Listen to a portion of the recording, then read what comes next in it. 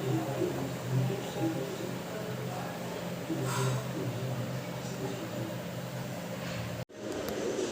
Friend, केम छो? आज આપણે બનાવીશું મુઠિયા।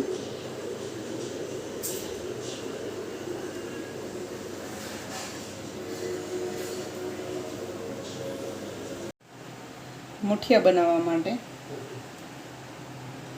2 કપ જાડો લોટ લઈશું।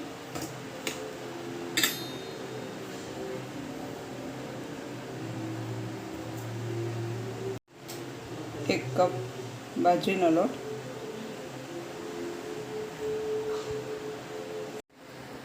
અને અડધો કપ બેસનનો લોટ। લોટને આપણે ચાળી લઈશું। છે ને મેજરમેન્ટ એકદમ સરળ। 2 કપ ભરીને ઘઉંનો જાડો લોટ, તે જ કપ ભરીને 1 કપ બાજરીનો લોટ અને અડધો કપ બેસનનો લોટ લેવાનો છે। હવે તે જ કપ ભરીને પાલક અને મેથી લઈશું। 1 કપ ભરીને દૂધીનું છીણ, 1 ટેબલસ્પૂન આદુ લસણ અને મરચાંની પેસ્ટ,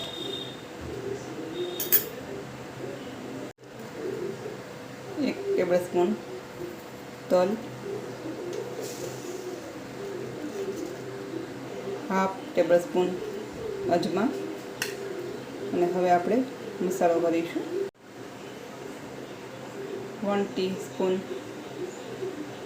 હળદર પાવડર, 2 ટીસ્પૂન લાલ મરચું પાવડર અને 1 ટીસ્પૂન જીરું પાવડર એડ કરીશું। સ્વાદ પ્રમાણે મીઠું અને છેલ્લે હિંગ એડ કરીને બધું બરાબર મિક્સ કરી લઈશું।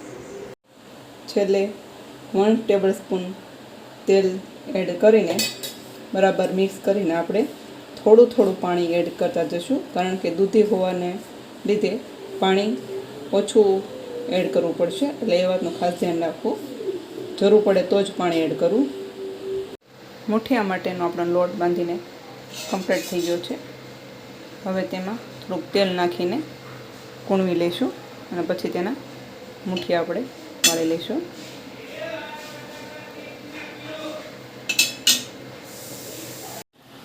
મુઠિયા માટેનો આપણો લોટ બંધાઈને રેડી થઈ ગયો છે। હવે આપણે તેના મુઠિયા વાળીશું।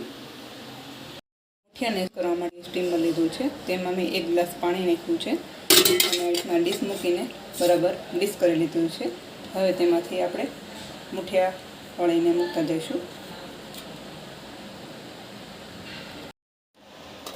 આવી રીતે આપણે મુઠિયા વાળતા જઈશું અને સ્ટીમરમાં મૂકતા જઈશું।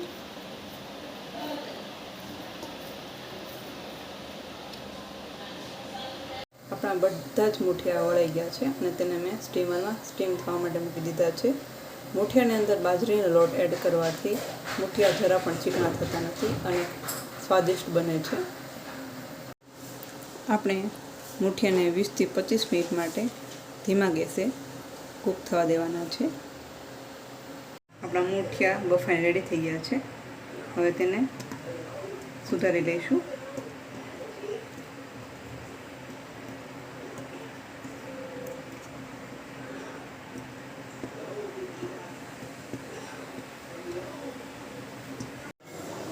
મુઠિયા બધાય સુધારીને રેડી થઈ ગયા છે। હવે તેનો વઘાર કરીશું। વઘાર માટે રાઈ, જીરું, તલ, મીઠો લીમડો, લાલ મરચું સૂકું અને લીલા 2 મરચાં સમાર્યા છે મેં। મુઠિયાના વઘાર માટે મેં 3 ટેબલસ્પૂન તેલ મૂક્યું છે। આપણું તેલ ગરમ થઈ ગયું છે, તેમાં પહેલાં લાલ મરચું એડ કરીશું અને બધું જ મસાલા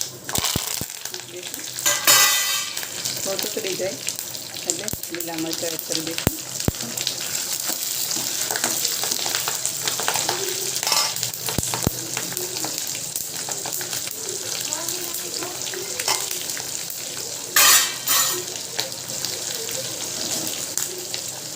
હવે મુઠિયા એડ કરીશું.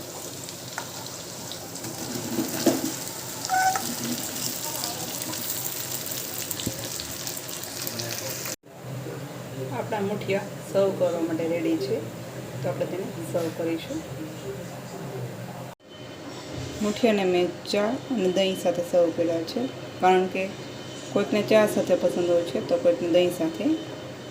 તેથી મેં ચા અને દહીં બંને સાથે સર્વ કર્યા છે. પોતપોતાની ચોઈસ પ્રમાણે ખાઈ શકે છે.